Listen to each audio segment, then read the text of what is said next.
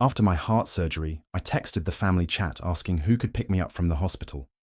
My son replied, "Call a cab, I'm watching TV." His wife added, "Stay another month, it's more fun without you." But that evening, when they saw me on the news, they called me 67 times. Can you imagine dying for 47 seconds, then waking up to realize your own family not only didn't care, but actually preferred you gone? That's exactly what happened to me, and believe me, it changed everything. The pain hit me like a bolt of lightning, splitting my chest clean in half. I gasped, my eyes flying open to this harsh, blinding white light that made my skull absolutely pound. Where was I? The room spun in sickening circles. White walls, machines beeping, tubes snaking from my arms like plastic vines. I tried to sit up, but my body screamed in protest. Something was terribly, horrifyingly wrong. My chest felt like someone had just cracked it open with a crowbar. And through the thin hospital gown, I could feel thick bandages wrapped tight around my torso. "Mr. Thompson, you're awake." A woman in a white coat appeared beside my bed. She had these kind eyes behind wire-rimmed glasses. "I'm Dr. Carter, your cardiologist. How are you feeling?" "Like I got hit by a truck." My voice came out as a hoarse whisper, my throat raw and burning. "What happened to me?" She checked something on the monitor beside my bed. The numbers meant nothing to me, but her expression remained calm, professional. "You underwent emergency cardiac surgery 2 days ago. Triple bypass. Your heart stopped for 47 seconds during the procedure." 47 seconds. The words echoed in my head like stones dropped in a deep well. Was I dead? Technically, yes, but we brought you back. She pressed her fingers against my wrist, counting my pulse. "You're going to be fine, Mr. Thompson. The surgery was successful. 2 weeks in the hospital for recovery, then a gradual return to normal activities." 2 weeks. I looked around the sterile room again. A small window showed the grey Dallas skyline under cloudy January skies. No flowers on the bedside table, no cards, no sign that anyone even knew I was here. A nurse bustled in then, Jennifer, with a warm smile and gentle hands as she adjusted the IV drip in my arm. "Mr. Thompson, I'm Jennifer. I'll be taking care of you on this shift. Any pain right now?" I nodded, not trusting my voice. She made a note on her chart and increased something in my IV. Within minutes, those sharp, agonizing edges of pain began to soften. Dr. Carter pulled up a chair beside my bed. "Mr. Thompson, I need to ask you some questions to check your cognitive function. Can you tell me what year it is?" 2025. "Good. And what month?" "January." The word felt heavy on my tongue. "Excellent. Now squeeze my hands, as hard as you can." She extended both hands toward me. My grip felt weak as a newborn's, but she nodded approvingly. "Your motor functions look good. Memory seems intact." She stood and made notes on her tablet. "The next few days will be about managing pain and beginning gentle movement. We'll have you walking short distances soon." After she left, I was alone again, with the machines and their endless beeping. I reached carefully toward the bedside table where someone had placed my belongings.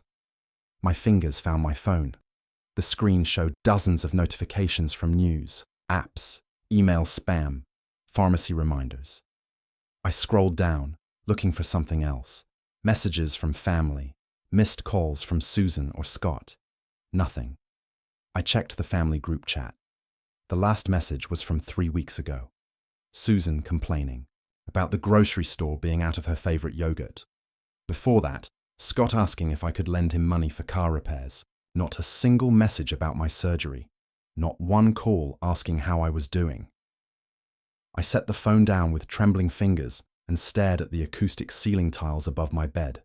47 seconds of being dead, and apparently no one had even noticed I was gone. Not a single message. Not one call.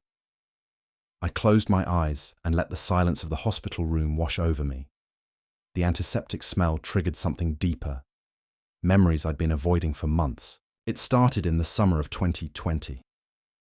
I was working in the garden behind our Arlington house, planting tomatoes in the Texas heat. The chest tightness came like a band squeezing around my ribs. I gripped the fence post until it passed, telling myself it was just the heat getting to me. "Buford, you're being dramatic again," Susan had called from the back porch, iced tea glass in her hand. "Come inside before you have a stroke out there." I'd laughed it off. 66 years old and still strong as an ox, I told myself. Just needed more water, more rest. But the episodes kept coming. By 2021, climbing the stairs to our bedroom became a mountain expedition. I'd pause on the landing, gripping the banister while my heart hammered against my ribs like it was trying to escape. Susan would already be in bed, watching her evening shows. "You're getting old," she'd say, without looking away from the television. "Maybe cut back on those weekend projects." I never told her about the metallic taste that filled my mouth during the worst episodes, or how the world would tilt sideways when I stood too quickly. She had enough to worry about with her book club and charity meetings, right? Scott was even less helpful. When I mentioned feeling tired all the time, he'd just shrug from his position on our living room couch. "Maybe see a doctor, Dad. Actually, wait, that's expensive. Try some vitamins first." 28 years old and living in our basement. But he worried about my medical bills affecting his inheritance. The first real attack happened in our kitchen on a Tuesday morning in March 2023. I was making coffee when the pain hit like a sledgehammer to my chest. I grabbed the counter, coffee grounds scattering across the floor as I slid down to the cold linoleum. "Susan!" I called out, but my voice barely carried beyond the kitchen doorway. She found me 10 minutes later, still on the floor, breathing in short gasps. "Oh, Buford, did you fall?" She helped me to a chair, but her attention was already shifting. "I've got my hair appointment in an hour. Are you okay to drive yourself to the doctor?" I drove myself to the emergency room instead. The young doctor who examined me had concerned eyes and steady hands. "Mr. Thompson, you've had a minor heart attack. We need to run more tests." The tests showed what I'd feared, but couldn't admit. Years of chest pain hadn't been aging or stress. My arteries were closing like old pipes clogged with rust.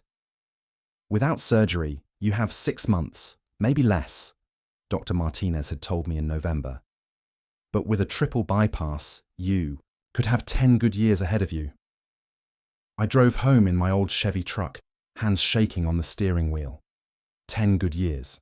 The question was whether I wanted to spend them with people who barely noticed when I was dying.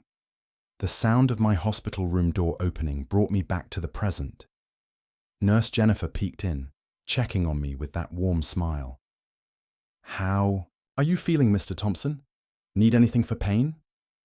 I looked at my phone again, still showing no messages from my family. "Just thinking about things." She nodded knowingly. "Surgery gives people time to think. Sometimes that's good, sometimes not so much." After she left, I stared at the family group chat contact on my phone. My finger hovered over it, hesitating. 2 weeks since surgery, 2 weeks of silence, but maybe they didn't know. Maybe the hospital hadn't contacted them properly. Maybe there was still hope that 45 years of marriage and raising a son meant something. The morning of January 29th arrived crisp and bright through my hospital window. Freedom Day. I packed my few belongings into the old sports bag Susan had brought me years ago for weekend fishing trips. Each item folded carefully: my reading glasses, the paperback novel I'd barely touched, the pajamas that still smelled like home. My chest felt stronger today. The stitches pulled when I moved, but the crushing pain had faded to a manageable ache. Dr. Carter had signed my discharge papers with a smile and instructions to take it easy for the next month. "You're lucky to be alive, Mr. Thompson," she'd said during her final check. "Make the most of this second chance." I checked my phone for the 20th time that morning. Still nothing from Susan or Scott. 2 weeks of complete silence while I fought my way back from the edge of death. Maybe they thought I was still too sick for visitors. Maybe they were planning some kind of welcome home surprise. I'd always been the one who handled medical emergencies in our family, driving Susan to her appendectomy, taking Scott to the emergency room when he broke his arm falling off his bike. They probably just didn't know how to act when I was the patient.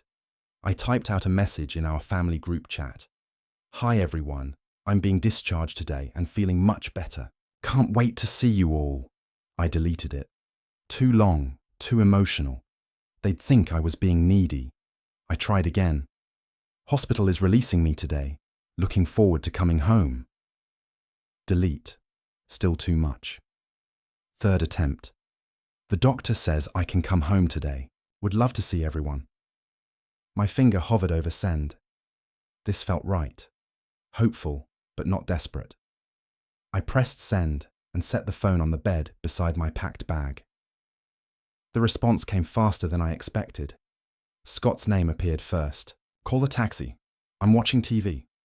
I stared at the message, reading it 3 times to make sure I understood correctly. 47 seconds of being clinically dead, 2 weeks in intensive care, and my son couldn't be bothered to pause his television show. But Susan would be different. Susan would understand. We'd been married 45 years. She'd want to bring me home personally. Her message appeared below Scott's. "Stay another month in hospital. It's so good without you."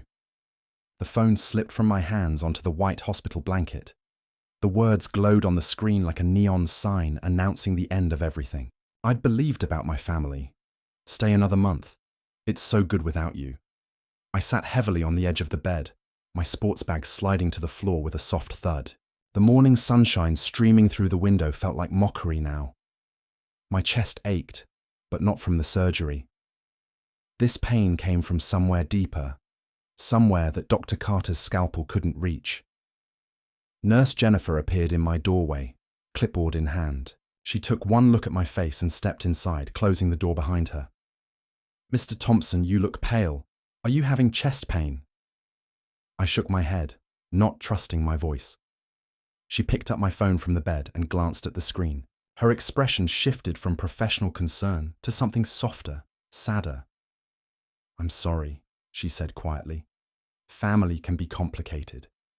Complicated? That was one way to put it. Another way was that I'd spent 45 years of my life giving everything to people who saw me as nothing more than a paycheck and a caretaker. People who found my absence more pleasant than my presence. I looked down at my discharge papers spread across the hospital bed. Instructions for medication, follow-up appointments, warnings about avoiding heavy lifting, guidelines for my new life. But as I sat there in that sterile room reading Susan's words on the screen of my phone, those papers began to look like something else entirely. Not just medical instructions. They looked like freedom. The papers in my hands weren't just discharge instructions anymore. They were evidence of 45 years of being a fool. I walked out of Memorial Hospital on unsteady legs, each step reminding me that I'd almost died and nobody cared. The taxi driver was a weathered Hispanic man with kind eyes. "Tough day at the hospital, amigo." "Tough 45 years." The words came out before I could stop them. He glanced at me in the rearview mirror as we pulled into Dallas traffic. "Surgery." I nodded, settling back against the vinyl seat. The discharge papers crinkled in my lap, and suddenly I was remembering another time I'd held important papers in shaking hands. 1982. Scott was just a baby, and I was 25 with dreams bigger than our small apartment. I'd saved for 2 years to buy that motorcycle, a beautiful Harley Davidson that made me feel alive every time I fired up the engine. "But babies need cribs, not motorcycles. The bike has to go," Susan had said, bouncing Scott on her hip. "We need the money for baby furniture." I'd polished that chrome one last time before putting the for sale sign on it. $3,000 for freedom, traded away for responsibility. I told myself it was temporary, just until Scott got older. The taxi passed a motorcycle dealership. Rows of shining bikes sat in the afternoon sun, and my chest ached with more than surgical scars. "Family's tough sometimes," the driver said, navigating toward the highway. "Mine too." Another memory surfaced. 1995. Susan and I were planning our delayed honeymoon, 15 years late, but finally within reach. Paris in springtime. I'd been saving for months, working overtime at the factory. Then Scott got accepted to college.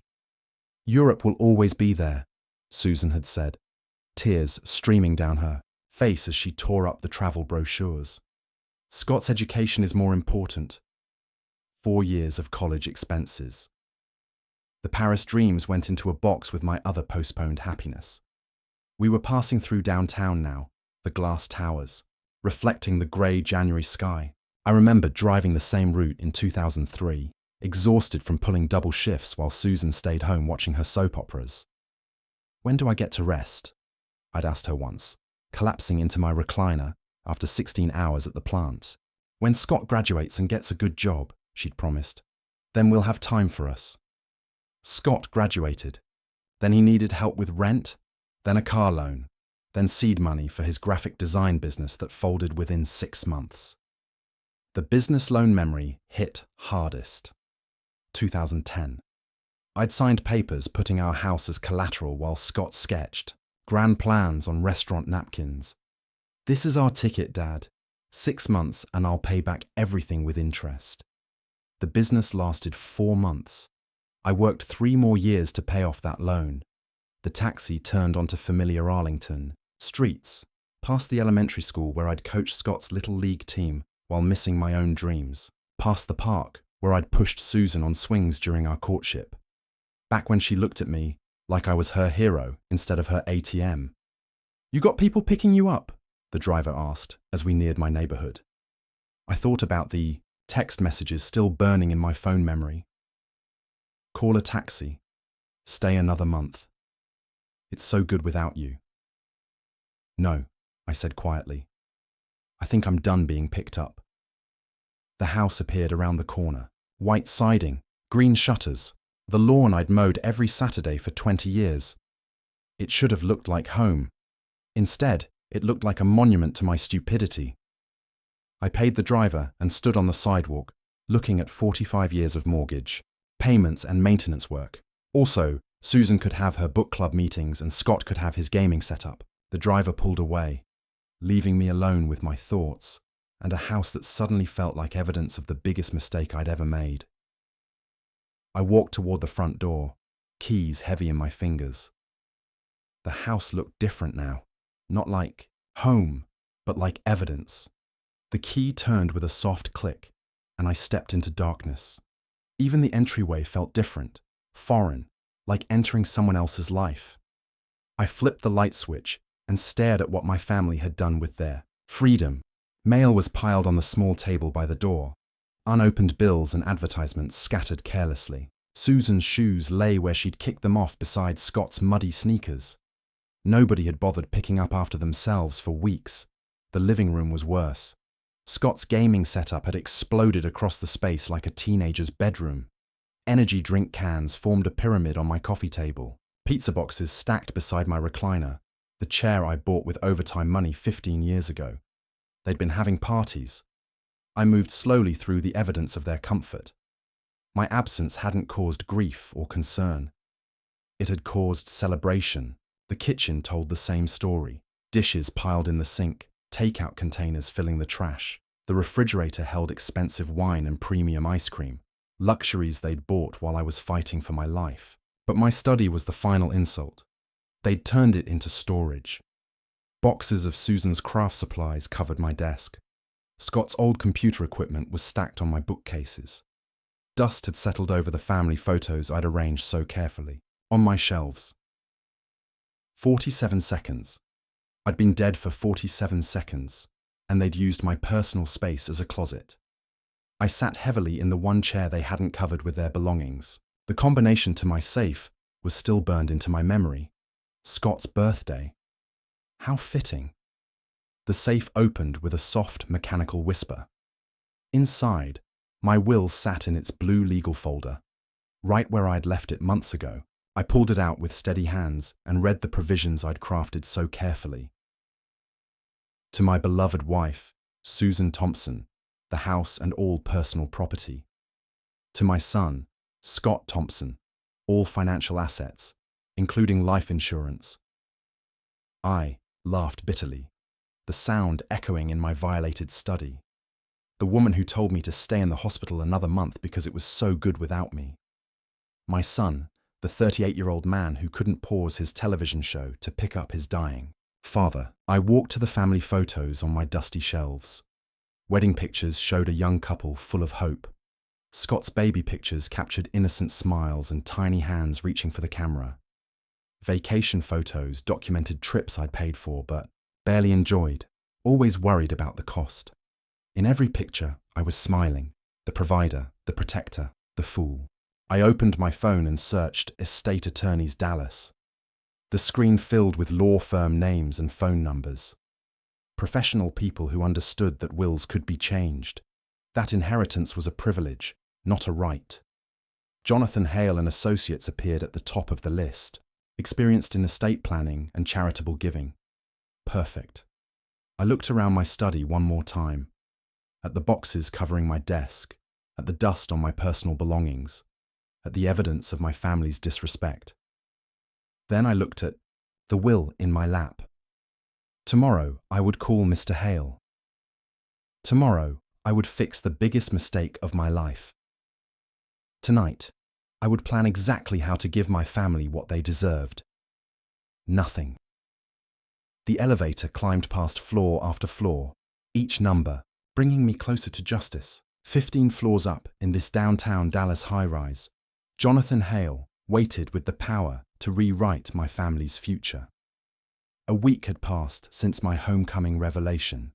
7 days of research, planning, and gathering documents. I'd found the American Heart Disease Foundation online, a charity that helped families during cardiac emergencies, people who actually valued the gift of life.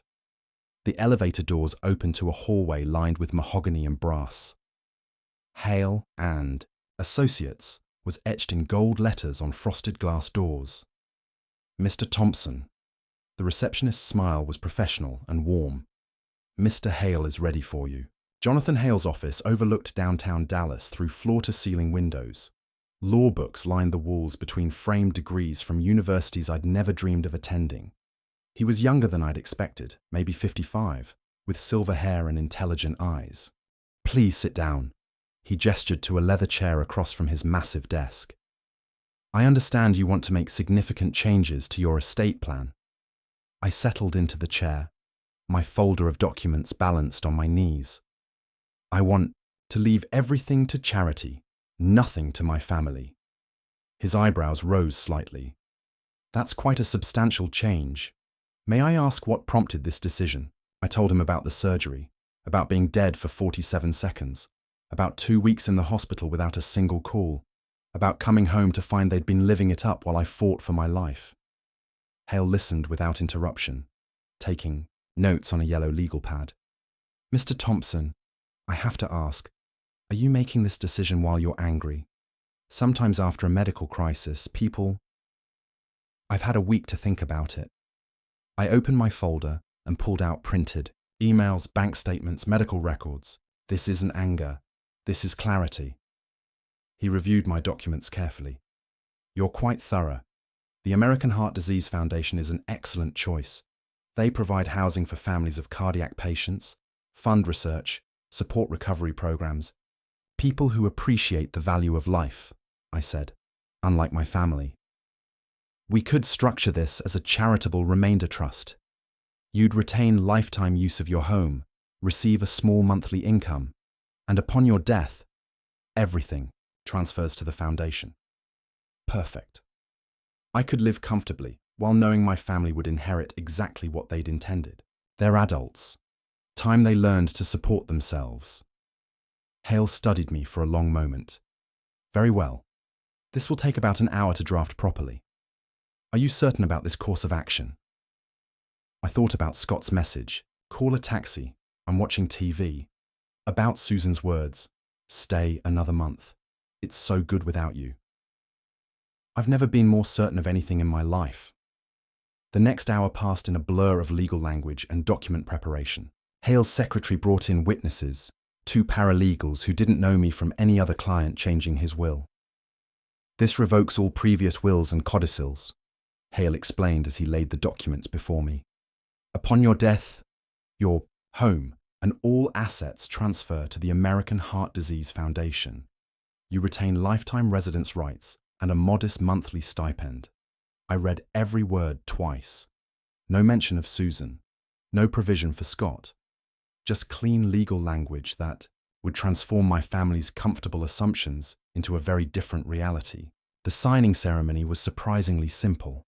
3 signatures, 2 witnesses, 1 notary stamp.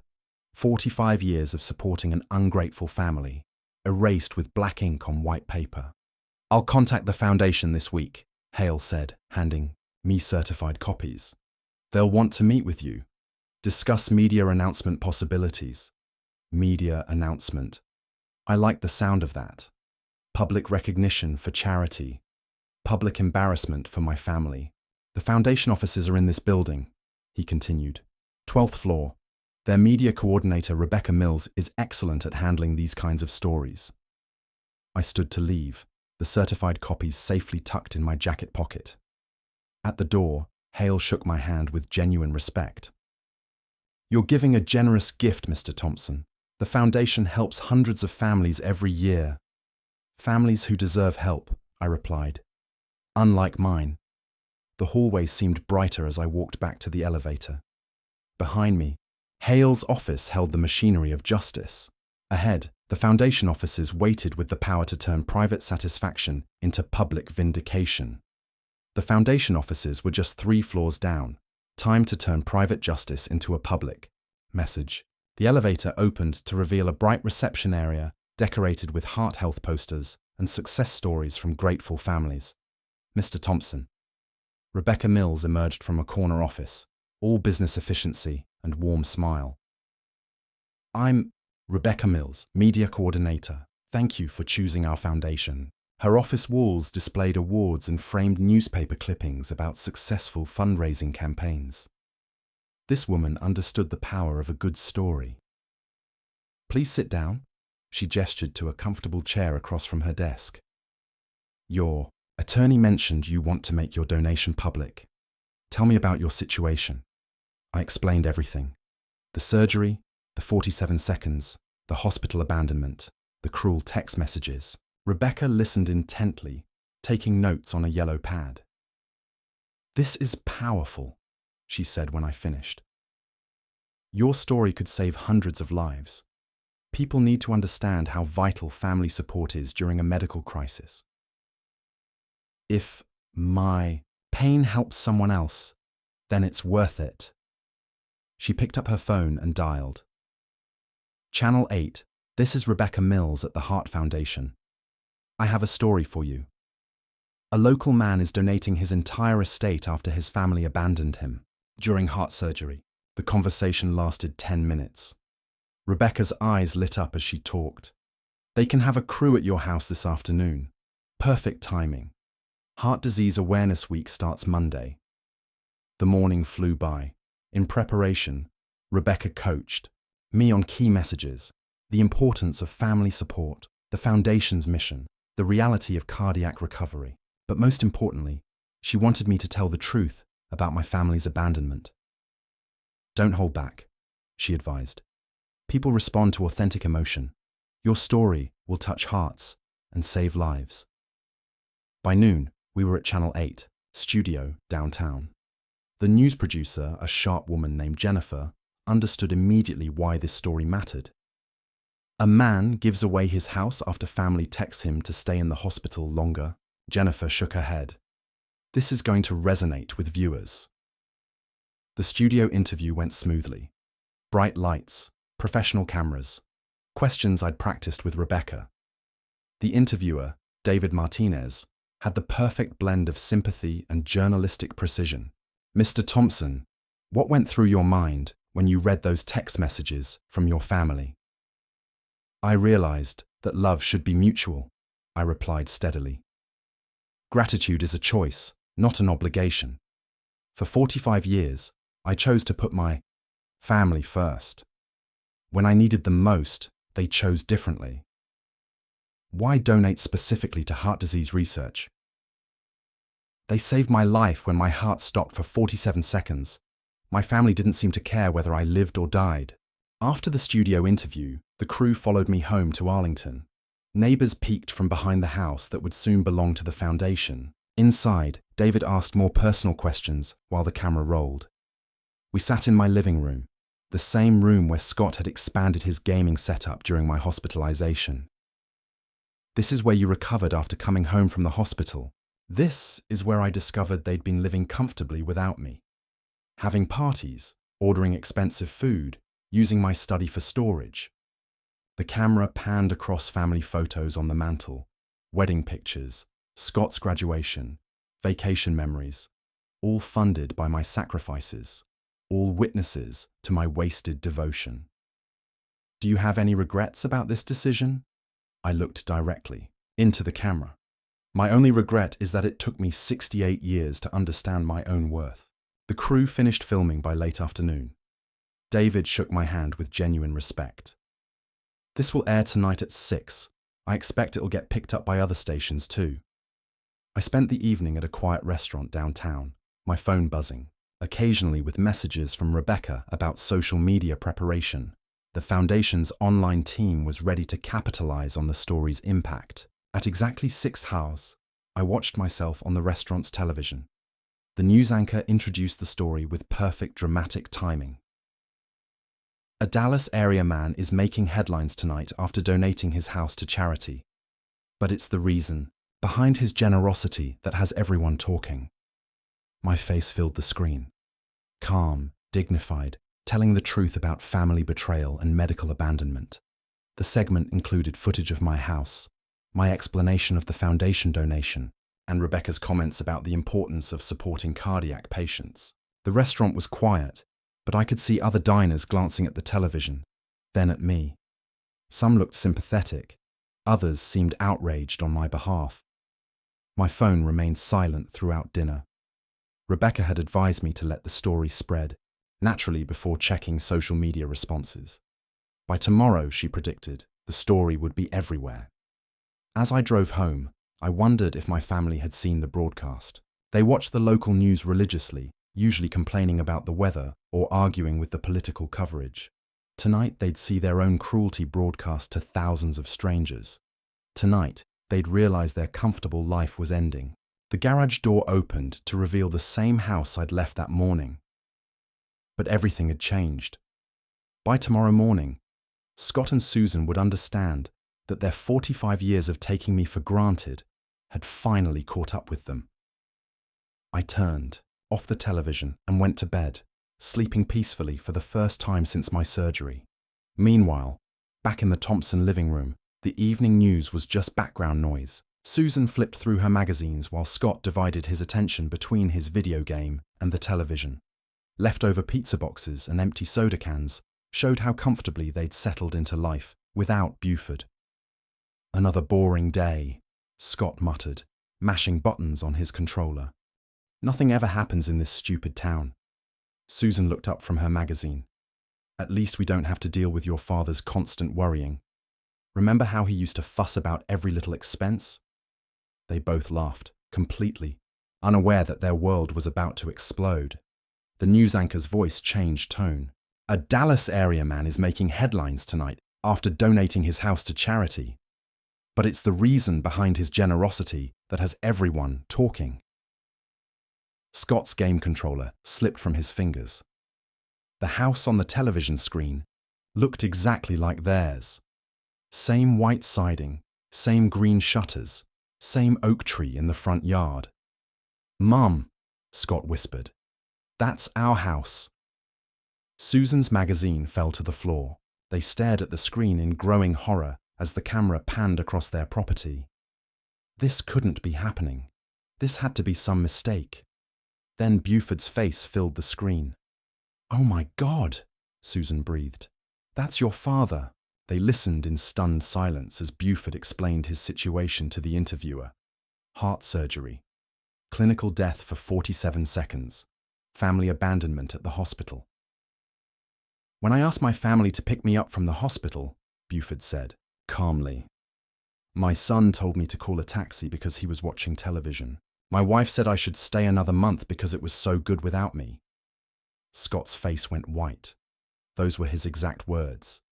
Susan covered her mouth with both hands, recognizing her own cruel message broadcast to the entire Dallas area. "This is impossible," Susan screamed at the television. "He can't do this. That's our house." The news segment continued with Buford explaining his decision to donate everything to the Heart Disease Foundation. No mention of family, inheritance, no provision for Susan or Scott. "Call him." Susan grabbed Scott's arm, shaking him. "Call him right now." Scott fumbled for his phone, hands trembling as he dialed his father's number. The call went straight to voicemail. "Dad, it's Scott. We just saw the news. What are you doing? Call us back immediately." Susan snatched the phone and tried, herself again. Voicemail. "Buford Thompson, this is your wife. You call me back this instant. This is insane." They called repeatedly for the next hour. After the 10th attempt, Buford's phone stopped ringing entirely, going directly to voicemail every time. Meanwhile, the story was exploding on social media. Scott's Facebook feed filled with shares of the news segment. Friends and neighbors were commenting, recognizing their house, expressing outrage at the family's behavior. "Look at this," Scott showed his mother the screen. "Everyone's calling us monsters. They're saying we deserve this." Susan was crying now, mascara streaming down her cheeks. "Where will we go? We have no money. Everything is in his name." The reality was sinking in. The house, the bank accounts, the retirement funds, everything belonged to Buford. They'd lived so comfortably for so long that they'd forgotten they owned nothing. By tenfold, they'd left 67 voicemails and sent dozens of increasingly desperate text messages. Buford wasn't responding to any of them. "He's lost his mind," Scott said, pacing frantically around the living room. "The surgery damaged his brain. He doesn't know what he's doing." "Or maybe he knows exactly what he's doing," Susan whispered, staring at the phone in her hands. "Maybe this is revenge." They spent the rest of the evening trying to process the magnitude of their situation. No income, no savings, no property. Scott had never held a real job, and Susan hadn't worked in 30 years. "What do we do?" Scott asked his mother around midnight. "How do we fix this?" Susan wiped her eyes and looked around the living room, at Scott's expensive gaming equipment, at her designer magazines, at the comfortable life they'd built on Buford's sacrifices. "We wait for him to come home," she said grimly, "and we make him understand that family is family no matter what." They positioned themselves in the living room, where they could see the driveway. Susan made coffee to stay awake. Scott charged his phone to keep calling. Neither of them slept that night. They sat by the window watching for headlights, preparing arguments that might save their comfortable life. But deep down, they both knew something had fundamentally changed. The man they'd taken for granted for 45 years had finally stopped taking it. They'd been waiting since dawn, rehearsing words that might save their comfortable life. Susan sat by the front window, coffee cup trembling in her hands. Scott paced behind her, phone clutched like a weapon he didn't know how to use. The sound of Buford's key in the lock made them both freeze. This was it, their chance to fix the disaster they'd created. Buford stepped through the door at 8:30, unhurried and calm. He found them blocking his path to the kitchen, their faces desperate and determined. "Dad!" Scott stepped forward aggressively. "What is this madness? We're your family." Buford removed his jacket slowly, hanging it on the hook by the door. "Family?" His voice was conversational, almost pleasant. "When I was in the hospital fighting for my life, did either of you call even once?" "We were busy." Susan's voice cracked with false indignation. "You know how hard it is to manage everything without you. So hard that you told me to stay another month in the hospital." Buford's tone remained steady, but his eyes were ice cold. "Because it was so good without me." Scott's prepared arguments crumbled under his father's calm stare. "That was a joke. We didn't mean it seriously." 67 phone calls last night, Buford observed, walking past them toward the kitchen. "Funny how you can find time to call when your inheritance is threatened." They followed him like desperate satellites, talking over each other in their panic. Dad, please listen to reason. Buford, you're not thinking clearly. The surgery affected your judgment. We love you. We've always loved you. Buford filled the coffee maker with methodical precision, ignoring their increasingly frantic pleas. When Susan grabbed his arm, he looked down at her hand with such cold detachment that she immediately let go.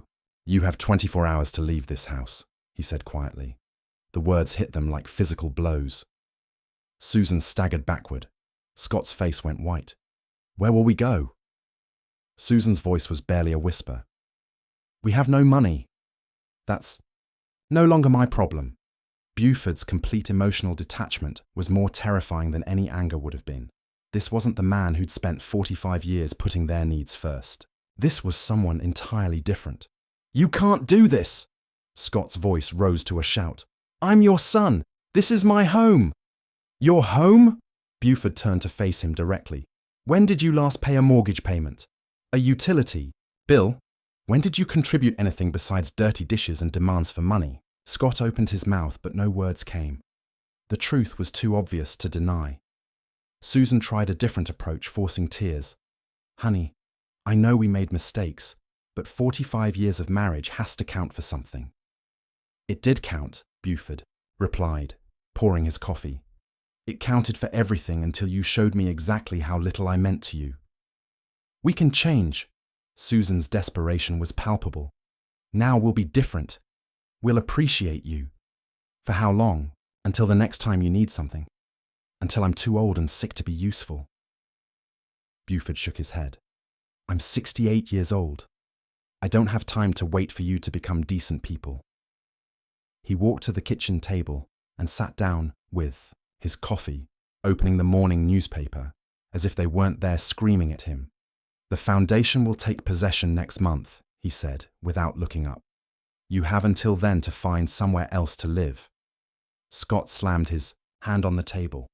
This is our house too. Check the deed, Buford replied calmly. Check the bank accounts. Check any legal document you can find.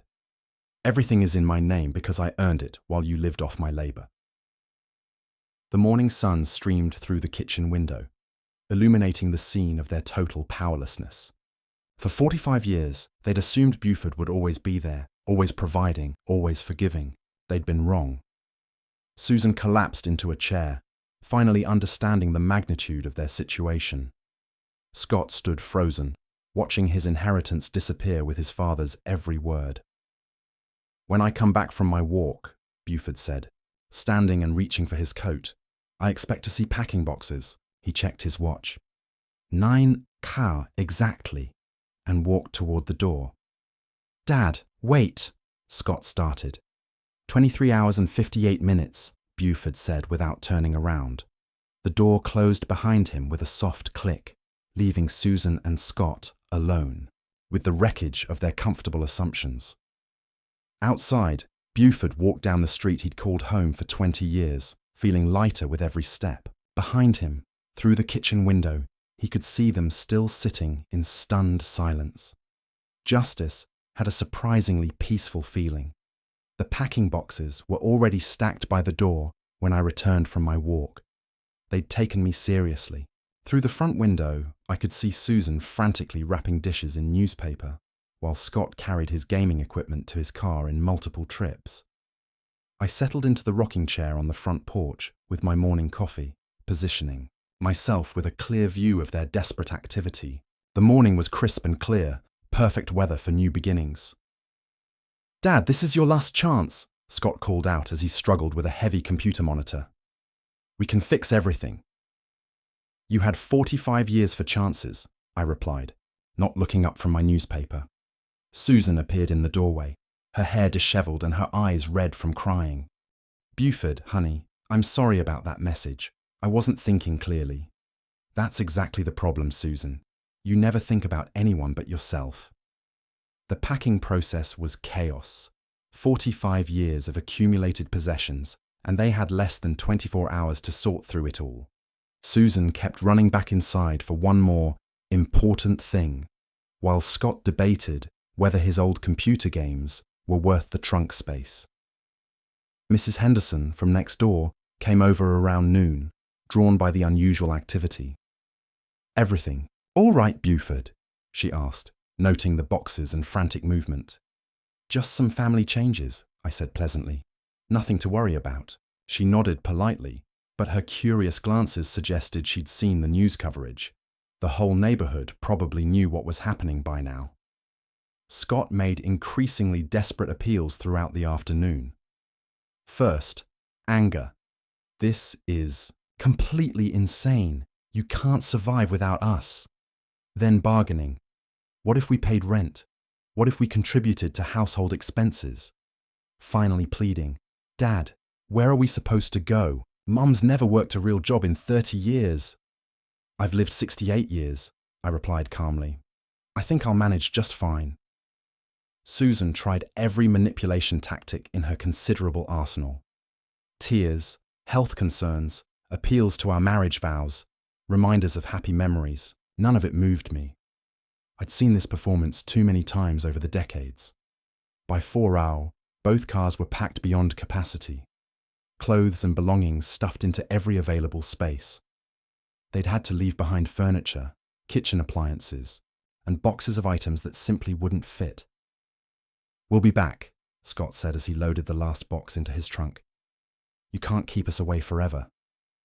"You're welcome to visit," I said, "after you call first and ask permission."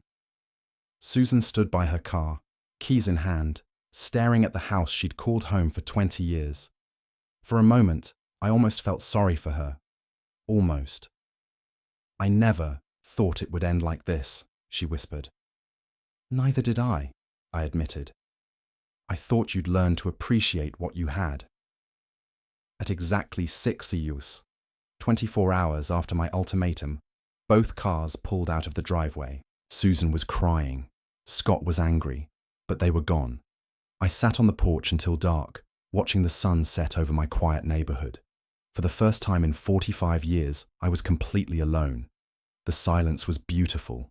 Inside, the house felt enormous. Empty rooms echoed with my footsteps. No television blaring, no arguments about money, no demands for attention or support. I walked to my study and opened the desk drawer where I'd hidden travel brochures for 20 years. Colorado mountains, Arizona deserts, national parks. True, always wanted to visit but never had time to see. Time. I had nothing but time now. February passed quietly as I adjusted to solitude, planning my first real adventure since before my marriage. March brought my inaugural trip to Big Bend National Park in Texas. I'd never camped alone before, never driven anywhere, just for pleasure. The desert landscape overwhelmed me with its harsh beauty. Endless sky, ancient rock formations, silence that stretched for miles. Around a campfire one evening, I met Tom, a retired teacher from Oklahoma. "First time out here?" he asked, noting my brand new camping gear. "First time anywhere, really," I admitted. "I'm 68, and this is my first trip just for pleasure." Tom laughed warmly. "Hell, son, it's never too late to start living for yourself." April took me to Colorado. I'd upgraded my camping equipment and felt more confident tackling. Mountain roads. The thin air challenged my recovering heart, but gentle hikes through pine forests filled me with energy I hadn't felt in years. I discovered photography that month, buying my first real camera in decades. The mountains demanded to be captured. Snow-capped peaks reflected in crystal lakes, wildflowers blooming in high meadows, sunrise painting granite cliffs gold. May brought new friendships. Sarah, a widow from Denver, taught me advanced photography, techniques at a seniors hiking group. We'd spend hours discussing composition and lighting while walking forest trails at an elevation my cardiologist would have forbidden 6 months earlier. "You're glowing," Dr. Carter observed during my regular checkup. "Your recovery is remarkable. What's changed?" "Everything," I told her. "I'm finally living for myself." My foundation work intensified throughout the spring. Rebecca featured my travel photos in their newsletters, showing other heart patients that life after surgery could be an adventure, not just survival. Your story has already saved dozens of families, Rebecca told me over coffee in June. They've learned to value each other while they still can. But my favorite part was talking to new heart patients, men and women facing surgery, terrified and alone. I'd share my experience, not just the medical details, but the emotional journey of discovering self-worth. Family support matters, I'd tell them. But self-respect matters more. Summer brought longer trips. Arizona's desert bloomed with unexpected colors. Utah's red rocks challenged my photography skills. New Mexico's ancient ruins connected me to history stretching back centuries. I was healthier at 68 than I'd been at 58. Regular hiking, fresh air, stress-free living, and purpose-driven days had transformed my body as much as my spirit. Tom and Sarah became regular traveling companions. We'd meet at different parks, share campsites, explore trails together. For the first time in my adult life, I had friends based on shared interests rather than family obligation. You're like a different person, Sarah observed one evening as we watched the sunset from our campsite in Zion. What were you like before? Tired, I said simply. Very, very tired. Social media managed by Rebecca's team showcased my adventures. Photos of an older man discovering joy in nature, stories of family healing through honest communication, inspiration for other seniors to pursue delayed dreams. Comments poured in from around the world, heart patients sharing their own family struggles, adult children recognizing themselves in Scott's behavior, spouses understanding Susan's patterns of taking devotion for granted. July ended with my returning to Arlington, not because I had to, but because I chose to. The house felt welcoming now, my sanctuary rather than my prison. I was reviewing photos from Colorado in my favorite coffee shop downtown when a shadow fell across my table. I looked up to see a familiar figure standing uncertainly nearby. Scott stood there, hesitant, looking different somehow, cleaner, more adult. His usual gaming attire had been replaced by business casual clothes, and his posture suggested someone who'd learned to carry responsibility. Dad, his voice was uncertain. Could I sit down for a minute? I gestured to the empty chair across from me, curious about this transformation. 6 months had passed since the eviction, and my son looked like he'd aged 5 years in a good way. You look well, he said, settling into the chair. Tanned, healthy. Travel agrees with me. I closed my photo album, but didn't put it away. How are things, Scott? Different. He paused, choosing his words carefully. I found a job, full-time position at an advertising agency downtown, designing marketing materials. I nodded, waiting for more. I rented a small apartment too. Nothing fancy, but it's mine. I pay the rent myself, buy my own groceries, do my own laundry. That's good, son. Scott pulled out his phone and showed me photos. A modest, studio apartment, clean and organized. Sparse furniture, but everything neat and purposeful. How's your mother handling things? I asked. She's learning to live independently. Got a job as a sales clerk at Macy's. Has her own place, too. He looked down at his hands. We don't see each other much, both too busy working. I sipped my coffee, studying this transformed version of my son. The entitlement was gone, replaced by something resembling humility. Dad, I'm not asking for forgiveness, he said suddenly. I'm not asking to move back home or for money, or for you to change your will back. This surprised me. What are you asking for? A chance to prove I've changed. Maybe we could have coffee sometime, like this, if you want to.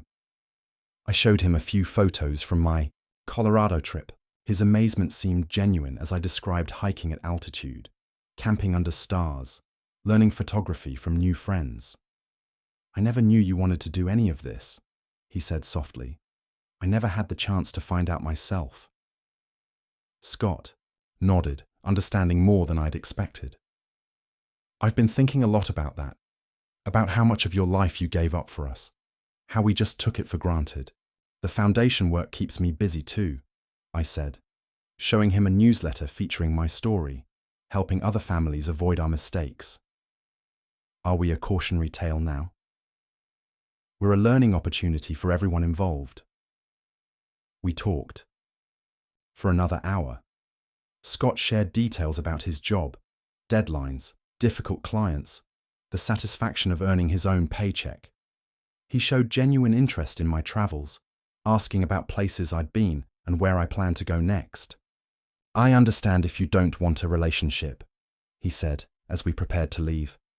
I understand if trust needs to be rebuilt slowly, but I wanted you to know that I get it now. What we did to you, how wrong it was. I walked with him to the parking lot.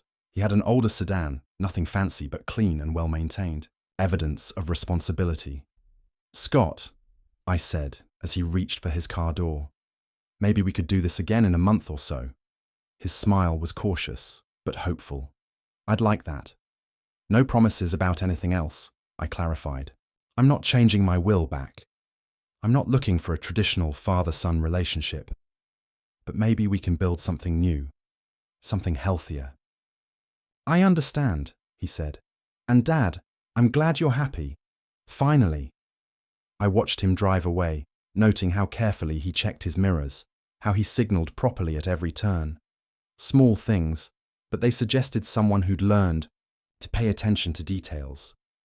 The afternoon sun was warm on my shoulders as I walked to my own car. Tomorrow I was planning a trip to Arkansas, exploring the Ozark Mountains.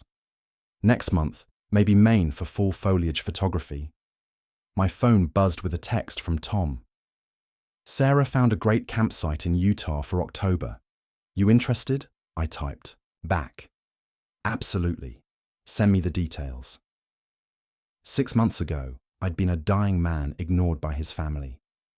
Today, I was alive, healthy, and surrounded by people who chose to be in my life, rather than people who felt obligated. The difference, I'd learned, was everything. I drove home through Arlington's familiar streets, past the coffee shop where Scott and I had just shared an honest conversation, past Mrs. Henderson's house where she waved from her garden, past the Heart Foundation office where Rebecca was planning next month's awareness campaign. Home to a house that was finally truly mine. Home to a life I'd built for myself, one careful choice at a time. Some stories end with grand gestures and dramatic reconciliations.